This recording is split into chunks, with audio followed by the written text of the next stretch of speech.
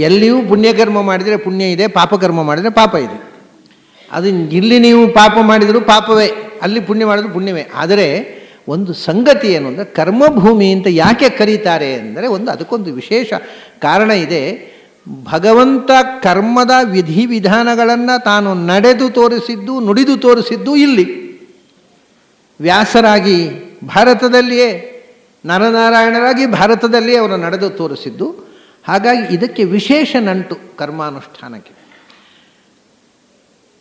ಅಂದರೆ ಹೀಗೆ ಅದನ್ನು ಇನ್ನೂ ನಿಮಗೆ ಸ್ಪಷ್ಟವಾಗಿ ಹೇಳುವುದಿದ್ದರೆ, ಅಮೇರಿಕದಲ್ಲಿ ಹೋಗಿ ಅಥವಾ ಇನ್ಯಾವುದೋ ಒಂದು ರಾಷ್ಟ್ರದಲ್ಲಿ ಹೋಗಿ, ಚೀನಾದಲ್ಲೋ ರಷ್ಯಾದಲ್ಲೋ ಜಪಾನ್ನಲ್ಲೋ ಹೋಗಿ ನೀವು ದೇವರ ಸ್ತೋತ್ರ ಮಾಡಿದರೂ ಕೂಡ ಪುಣ್ಯ ಇದೆ, ಪುಣ್ಯ ಇಲ್ಲ ಅಂತಲ್ಲ.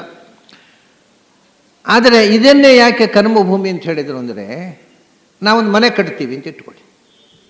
ಮನೆ ಕಟ್ತೇವೆ, ಮನೆ ಕಟ್ಟೋ ಮುಂಚೆ ಒಂದು ಪ್ಲ್ಯಾನ್ ತಯಾರು ಮಾಡ್ತಾರೆ.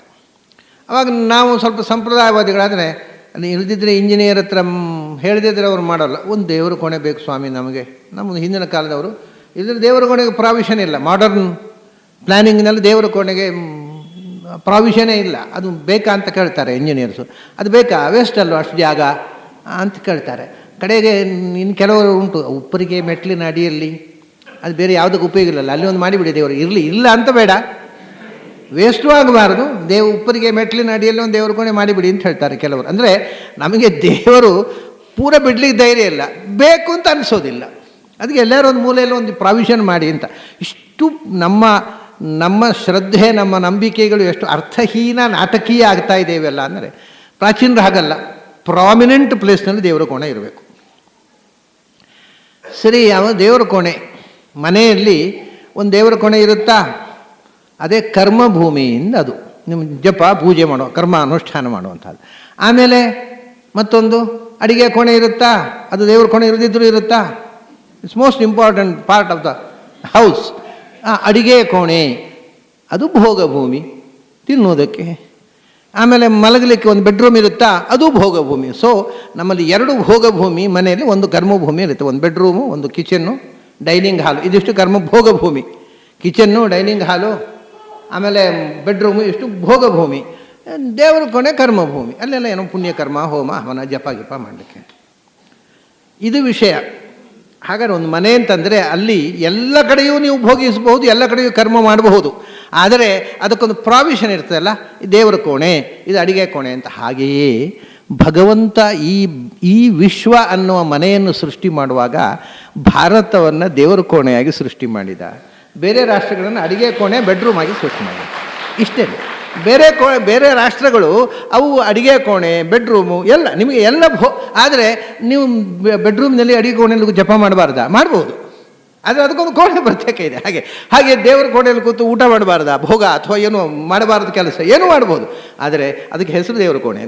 ಆ ಥರ ಕರ್ಮಭೂಮಿ, ಭೋಗಭೂಮಿ ಅನ್ನೋದು ಒಂದು ಪ್ರಾವಿಷನ್ ಅಷ್ಟೇ. ಅದರ ಅರ್ಥ ನೀವು ಇಲ್ಲಿ ಜಪ ಮಾಡಿದರೆ ಅಥವಾ ದೇವ್ರನ್ನ ಸ್ತೋತ್ರ ಮಾಡಿದರೆ ಮಾತ್ರ ಪುಣ್ಯ. ಇಲ್ಲಿ ಇನ್ನೊಂದು ಕಾರಣ ಹೇಳ್ತೀನಿ ನೋಡಿ. ಹಿಮಾಲಯದಂಥ ನಮ್ಮಲ್ಲಿ ಪುಣ್ಯಕ್ಷೇತ್ರಗಳು ಅಂತೇವೆ. ಪುಣ್ಯಕ್ಷೇತ್ರಗಳು ಅಂದರೆ ಯಾವುದು?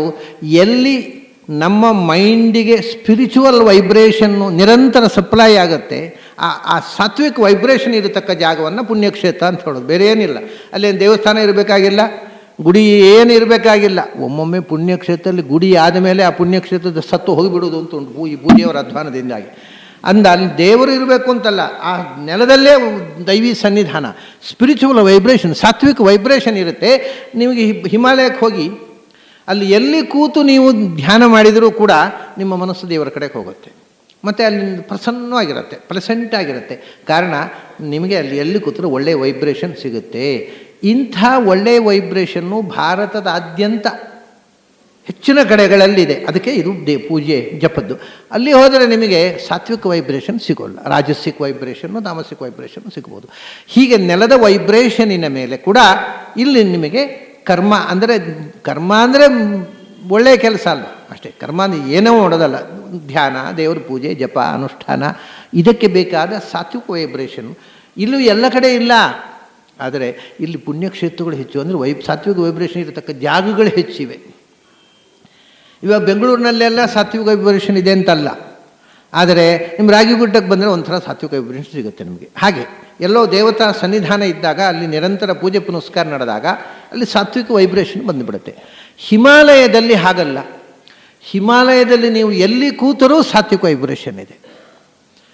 ಇಲ್ಲಿ ಆಗುವಾಗ ನೀವು ಮೆಡಿಟೇಷನ್ಗೆ ಕೂತ್ಕೊಳ್ಳುವಾಗ ಕೆಳಗಡೆ ಕೃಷ್ಣಾಜಿನ ಮಣೆ ಗಿಣೆ ಎಲ್ಲ ಹಾಕ್ಕೊಂಡು ಕೂತ್ಕೊಳ್ಳಿ ಅಂತಾರೆ. ಯಾಕೆಂದರೆ ನೆಲದ ಬ್ಯಾಡ್ ವೈಬ್ರೇಷನ್ ನಮ್ಮ ಬಾಡಿಗೆ ತಾಗಬಾರದು ಅಂತ ಪ್ರಿವೆಂಟಿವ್ ಆಗಿ. ಹಿಮಾಲಯದಲ್ಲಿ ಏನೂ ಹಾಕ್ಕೋಬೇಕಾಗಿಲ್ಲ. ಹಿಮಾಲಯದಲ್ಲಿ ಎಲ್ಲಿ ಬೇಕಾದ್ರೆ ಕೂತ್ಕೊಳ್ಳಿ, ನೆಲದಿಂದ ಬ್ಯಾಡ್ ವೈಬ್ರೇಷನ್ನೇ ನೀವು ಮಣೆ ಗಿಣೆ ಕೃಷ್ಣಾಜಿನ ಧಾವಳಿ ಗೀವಳಿ ಏನೂ ಇಲ್ಲ, ಹೆಂಗೆ ಕೂತರೂ ಅಲ್ಲಿ ಮೈಂಡ್ ಟ್ಯೂನ್ ಆಗುತ್ತೆ.